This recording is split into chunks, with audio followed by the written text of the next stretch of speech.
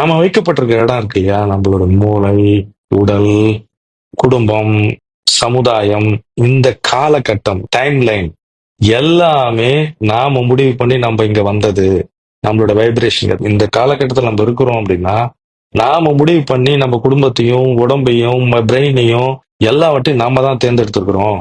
இதுல என்ன ஒரு விஷயம்னா, நாம எக்ஸ்பேண்ட் பண்ண, நம்ம விரிந்து நிற்கவும் அன்பு செலுத்தவும் தயாராக இருந்தோம்னா, அதான் எல்லாவற்றையும் மாற்றிக்க கொள்ள முடியும். யாரும் எதுவும் உங்களுக்கு தப்பு நிகழ்த்தல, யாரும் உங்களை ஃபோர்ஸ் பண்ணி இந்த இடத்துக்கு வர வைக்கல. இதுல ஒரு நுட்பமான ஒரு அறம் இருக்கிறது.